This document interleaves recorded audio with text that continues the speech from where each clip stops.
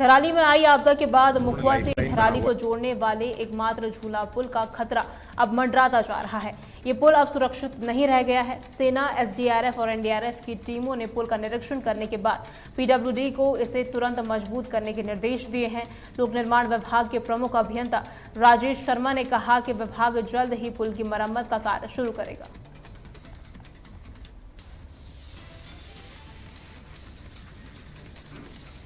कांग्रेस के महानगर अध्यक्ष राजेंद्र चौधरी के नेतृत्व में आज रुड़की के चंद्रशेखर चौक पर भारतीय चुनाव आयोग का पुतला फूंका गया।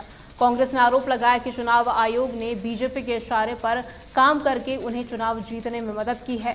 कांग्रेस उपाध्यक्ष राहुल गांधी द्वारा चुनाव आयोग पर लगाए गए गंभीर आरोपों और बीजेपी द्वारा उन्हें घेरने के प्रयासों के विरोध में ये प्रदर्शन किया गया। राजेंद्र चौधरी ने कहा कि चुनाव आयोग का ये रवैया देश के लोकतंत्र के लिए बेहद खतरनाक है। कांग्रेस के पूर्व अध्यक्ष माननीय राहुल गांधी जी की ना और उनकी टीम ने एक लंबे समय तक पूरा सर्वे करने के बाद मैं सबूत के इलेक्शन कमीशन की हेराफेरी को प्रेस कॉन्फ्रेंस के माध्यम से उजागर किया। इसमें उन्होंने ऐसे ऐसे सबूत किए कि एक कमरे में 80 वोट है, एक बाप के 42 बच्चे हैं जिसकी खुद उम्र 52 वर्ष है और उसके बच्चों में 6 महीने, 5 महीने, 8 महीने का डिफरेंस है। तो इन सब बातों को लेकर और एक आदमी की 3-3, 4-4 जगह वोट और वो 2-2, 3-3 जगह उस वोट का इस्तेमाल कर रहा है। इलेक्शन कमीशन द्वारा जारी किया गया वोटर आईडी कार्ड उसे बिहार में स्वीकार नहीं कर रहे हैं और उसी आधार कार्ड, उसी कार्ड को कर्नाटक में जो है वो स्वीकार कर रहे हैं और एक आदमी की 4-4 वोट बना रहे हैं। तो इन सब बातों को लेकर हमने इलेक्शन कमीशन ने जो ये नाइंसाफी की है चुनाव आयोग से शिकायत ये है कि चुनाव आयोग सरकार का पिट्ठू बन गया।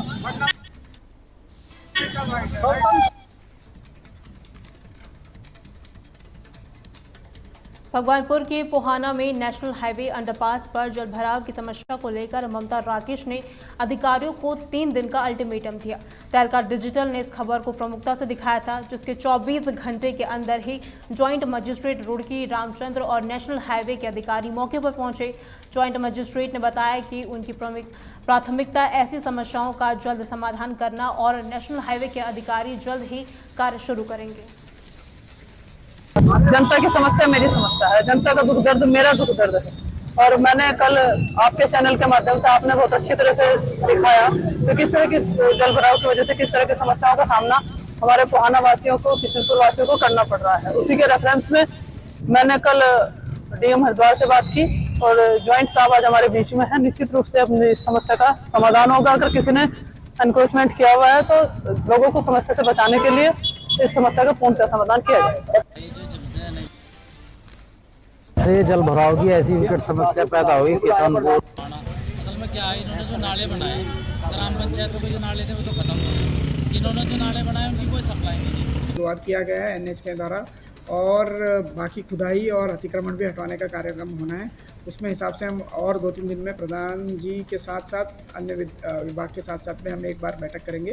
वो अपना प्लान तैयार करने के लिए हमने आज निर्देश किया है क्या क्या कार्रवाई होना है, या अतिक्रमण तोड़ने का होगा, नाले का सफाई हो गया, या आपको तालाब का भी उसमें सफाई होना है। तो सभी चीज़ों के ऊपर हमने एक कार्रवाई हम निरीक्षण आंकड़ा भेजेंगे। उस हिसाब से हम एक मीटिंग। पहले से ही विवादों में घिरी हल्द्वानी नुमाइश ने अब एक नया मोड़ ले लिया है। सोमवार को वार्ड पार्षद रवि जोशी ने नुमाइश के खिलाफ थाने के सामने जोरदार प्रदर्शन किया। जोशी ने आरोप लगाया कि नुमाइश में अव्यवस्था, बिना सत्यापन के दुकानदार, खाद्य सुरक्षा प्रमाण पत्र यानी कि FSSAI का अभाव और टिकट और पार्किंग में GST जानकारी न होने की गंभीर प्रशासनिक लापरवाही है। उन्होंने सुरक्षा इंतजामों की कमी पर चिंता जताते हुए भीड़ प्रबंधन की विफलता को जिम्मेदार ठहराया है। पार्षद ने चेतावनी दी कि अगर 15 अगस्त तक स्थिति में सुधार नहीं हुआ तो आंदोलन तेज किया जाएगा। पहले दी थी, 5-6 दिन पहले दी थी और इनको बताया था तो उन्होंने कहा तुम्हारी कंप्लेंट में काम होगा। और उसके बाद मैंने इनसे कहा कि मैं आज धरना देने आ रहा हूँ और यहाँ पर कोई भी मुझे नहीं लग रहा है कि कुछ काम होता है। तो अभी सीओ साहब ने कहा है कि हमने आपकी कंप्लेंट को संज्ञान लेते हुए अपनी एक रिपोर्ट ऊपर अधिकारियों को भेजी है। उस रिपोर्ट के ऊपर कितना असर होता है, कितना काम होता है वो देखेंगे। अभी कुछ दिन पहले हमारे ADM विवेक राय जी ने अपने विवेक के अनुसार फेसबुक की वॉल में डाला था कि नुमाइश में जो है बहुत भीड़ भाड़ हो रही है, यहाँ खतरे से खाली नहीं नुमाइश में आना। तो नुमाइश में ना आया जाए। तो उन्होंने क्यों डाला होगा, सोच समझ के डाला होगा। और अभी कुछ दिन पहले एक हमारी बहन ने वीडियो डाला था, नुमाइश में करंट फैला है, और लगातार 2-3 दिन से लोग कह रहे हैं कि नुमाइश में करंट फैल रहा है, उसकी प्रॉपर अर्थिंग नहीं हो पा रही है करके। तो तुम आइए, इसमें तब से ही सवाल उठ रहे हैं और लोगों का मानना बीच बीच में रहा, लोगों ने इसको आगाह भी कराया प्रशासन को, लेकिन प्रशासन का एक प्रक्रिया होती है उसको एनओसी देने की, उसके बाद अनुमति देने की। प्रशासन ने जो भी की है, इसके बाद में एक सबसे बड़ी बात इसमें निकल करके ये आ रही है कि जिले का वरिष्ठ प्रशासनिक अधिकारी कहता है कि नुमाइश में जाना ठीक नहीं रहेगा, भीड़ भाड़ है वहाँ। क्यों? क्योंकि वहाँ पर इंतजाम पूरे नहीं है।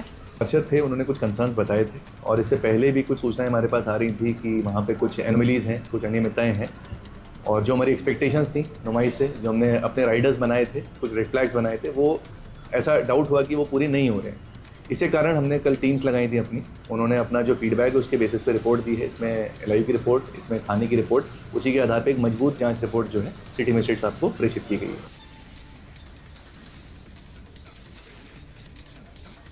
बाजपुर नगर पालिका परिषद के अध्यक्ष गुरजीत सिंह गित्ते ने 14 अगस्त को होने वाले ब्लॉक प्रमुख चुनाव को कैमरे की निगरानी में कराए जाने की मांग की है।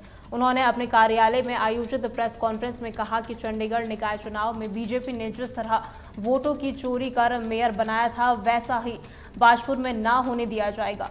गित्ते ने कुछ पुलिस इंस्पेक्टरों पर बीजेपी एजेंट के रूप में काम करते हुए बीडीसी सदस्यों के घरों में छापेमारी करने का भी आरोप लगाया है और कहा कि उनके खिलाफ भी मोर्चा खोला जाएगा। इसके कार्यकर्ता अपने 125 लोगों को भी, मैं कांग्रेस सभासदों को भी बुलाया है, और जो वरिष्ठ हमारे लोग हैं कुछ कांग्रेस के कार्यकर्ता, हमने उन्हें भी बुलाया है। ये है कि पार्टी हाईकमान ने जो है सुखमन कौर को प्रत्याशी बनाया, सुखमन कौर भुल्लर को, जो जोरावर सिंह भुल्लर की वाइफ है, पत्नी है, और हमारे दीनदयाल भुल्लर जी जो 3 बार ब्लॉक में रहे, उनकी पुत्रवधू है, तो उसको प्रत्याशी बनाया है कांग्रेस ने, क्योंकि कांग्रेस का पुराना वो परिवार है और कई दशकों से कांग्रेस के साथ है।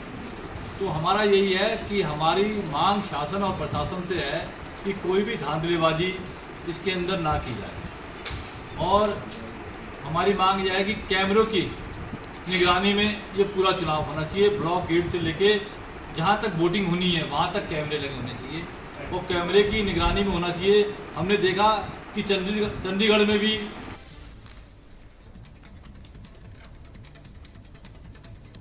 भारी बारिश के बावजूद हरिद्वार नगर निगम क्षेत्र के लघु व्यापारी संगठनों ने शोषण और उत्पीड़न के खिलाफ नगर आयुक्त कार्यालय तक पैदल मार्च निकाला।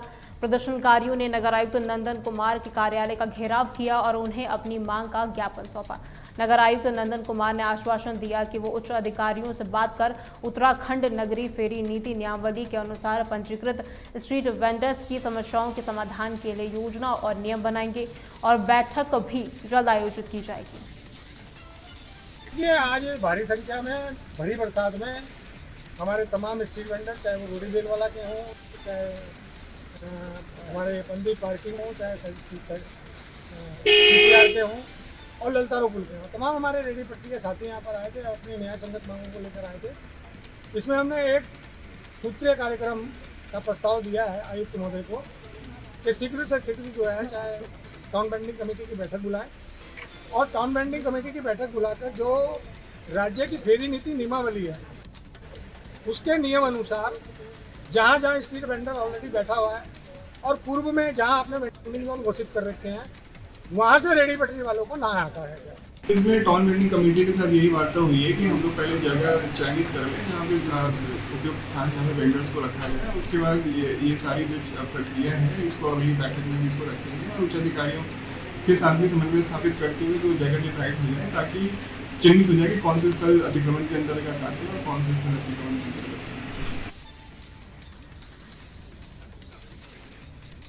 मलेशिया सिविल सेवा के 33% अधिकारियों के एक दल ने राष्ट्रीय सुशासन केंद्र भारत सरकार की ओर से हरिद्वार का दौरा किया। हरिद्वार के जिलाधिकारी मयूर दीक्षित और मुख्य विकास अधिकारी आकाश कुंडे ने गंगाजल भेंट कर उनका स्वागत किया। उन्होंने केंद्र और राज्य सरकार की अलग अलग विभागों में संचालित जल कल्याणकारी योजनाओं की भी जानकारी दी। इसके अतिरिक्त हरिद्वार शहर की सांस्कृतिक, धार्मिक, कुंभ मेले और कांवड़ यात्रा जैसी नवीन चुनौतियों पर भी प्रकाश डाला गया। ये पूरी जो बात है वो भी कही गई।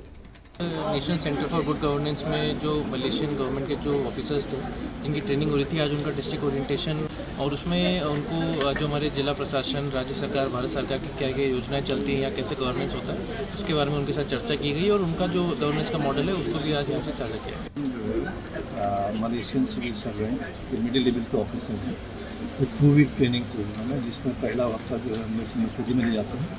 यहाँ पे विभिन्न प्रकार के ट्रेनिंग मॉड्यूल्स हम लोग क्लासरूम में देते हैं। यानी उसके बाद जो है आज से जो हम लोग एक्सपोजर विजिटिंग का शुरू कर रहे हैं, जिसमें कि डिस्ट्रिक्ट एडमिनिस्ट्रेशन से हम लोग अटैच कर रहे हैं।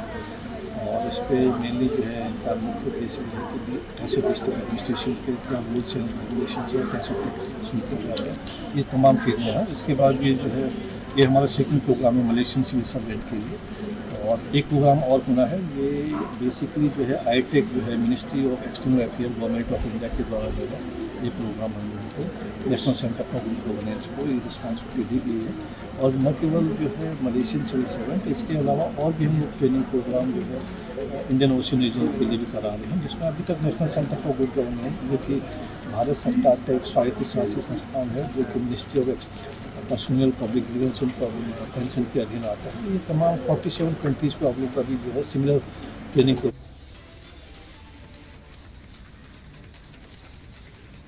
लक्सर कोतवाली से लौट रहे कार सवार लोगों पर 6 बाइक सवारों ने गोलियां चलाई और लाठी डंडों से भी हमला किया।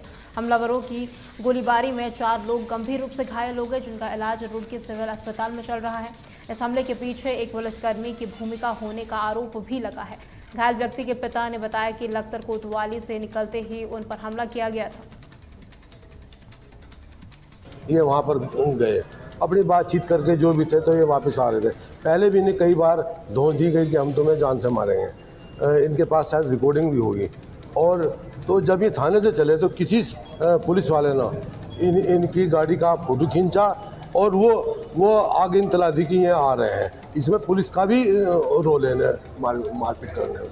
तो ये जब ये मोहम्मदपुर के आसपास गए, वहाँ पर इनका हमला हुआ। जैसा उनके पिताजी बता रहे हैं कि 6 लोग थे, मोटरसाइकिलों पर थे, उन्होंने हमारे साथ मारपीट करी और हमारे पे गोलियाँ भी चली, पूरी गाड़ी तोड़ दी। तो ऐसे अगर सरेआम इस तरह गुंडागर्दी होगी तो बहुत गलत है। हमारे साथ ही ऐसा हुआ जी, कल हम अस्पताल में गया हुआ था, मैं हमारे जाकत की गाड़ी के साथ एक्सीडेंट हुआ था। उसका केस चल रहा था, हमने बारों बार जमानत कर ली थी। पहले तो हमारे पे वैसे ही कॉल आ रहे थे, कहने के थारे लड़के को मारेंगे, थारे लड़के को मारेंगे। मैं कहा भाई, मैं गया थाने में लेके इसकी बारों बार मैंने जमानत करवाई। उसके बाद फिर उन्होंने हमें बुलाए कल।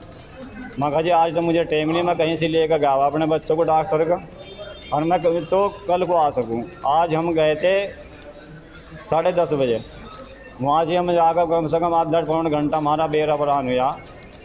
तो हम वहाँ से जिस टाइम हमने कागज़ साइन सून करवा कर निकट गए, तो वहाँ से थोड़ी दूर हम चल गए, एक पुलिस वाले ने झांक के बाहर निकल गए जिससे हम, तो उसने फिर मतलब फ़ोन करा या क्या करा, उन्होंने मेरे पीछे बदमाश भेजे, बदमाशों ने हमें पकड़े। फिर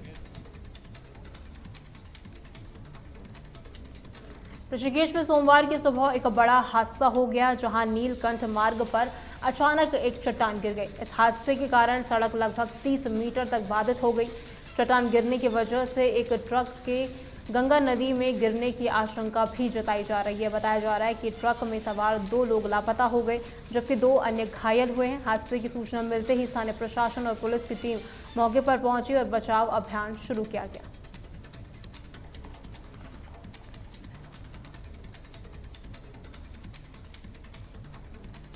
हरिद्वार में क्रिस्टल वर्ल्ड के पास नेशनल हाईवे पर एक चलती कार में अचानक भीषण आग लग गई। सूचना मिलते ही पुलिस टीम मौके पर पहुंची और तुरंत फायर ब्रिगेड को इसकी सूचना दी। फायर ब्रिगेड ने तुरंत कार्रवाई करते हुए आग पर काबू पाया और आग लगने से बाधित हुआ यातायात भी जल्द ही सामान्य कर दिया गया।